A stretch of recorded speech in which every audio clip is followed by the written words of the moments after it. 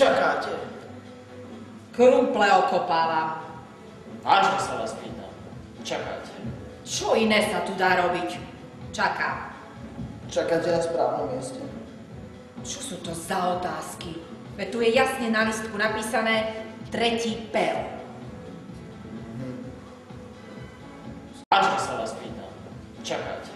Čo iné sa tu dá robiť? Čakám. Čakáte na správnom mieste. Čo sú to za otázky? Veď tu je jasne na listku napísané tretí pero.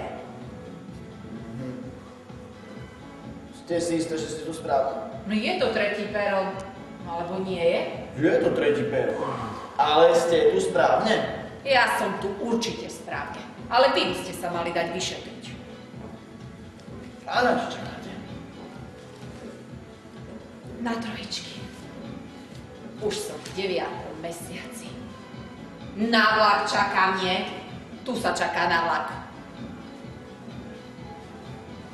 Čakáte na vlak? A vy na čo čakáte?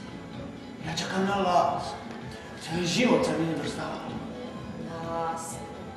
Ste ženatí? Ja som, ale to sem nepatrí. Ste vydatá? No to sem tiež nepatrí.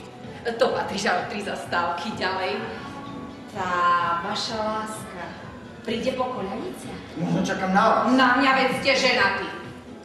Celý život čakám na niekoho, kto obratí môj život hore nohami. Nie ste chorí. Som chorý. Som rozpálený túžbou po zaslaných venách.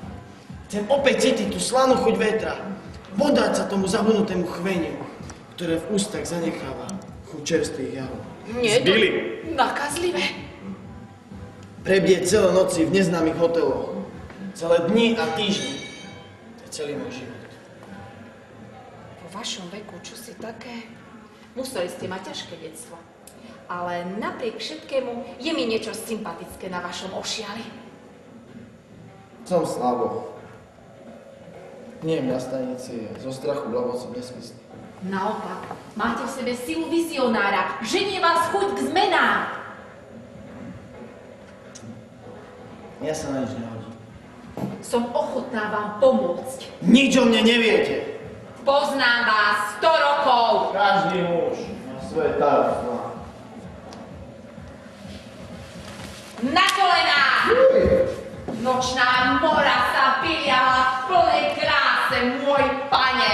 Na vás som čakal. Posiela ma pre teba. On nevie. Vie o každom červovi. Zober ma prosím preč.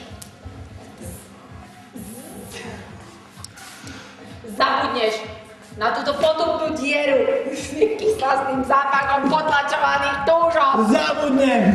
Tak rád na všetko zabudnem. Nastáva čas veľkých zmien. Diaľky sa ti otvárajú. Čo sa mi otvára? Diaľky. Aj na neho zabudnem. Aj na neho. Nepodstatné veci vypadnú z tvojej pamäti. Poženie ťa len nezdolná túžba napredovať. Ale...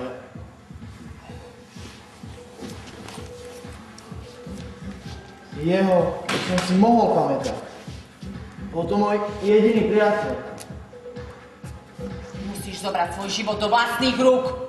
Bez zbytočného sentimentu. Ale ja chcem byť sentimentálny. Chcem si pamätať všetky tie nočné rozhovory a ranné zobudzania v hukote letiacich vlakov. Chcem si pamätať chuť piva v stanečnom bufete a zúčastnený úsmev výhybkárov. No dostal si strach. Nás sa ľudia stratiť sa môže každý idiot. Bez rozlučenia, bez odpovednosti. S kým sa chceš učiť? S touto nulou? To nie je nula, to je človek. Hej, ty si nula, ako pozerám. Každý na svete má svoje miesto, kam patrí. Aj nuly majú svoje miesto, kam patria. Pero nie je zlé miesto pre nuly.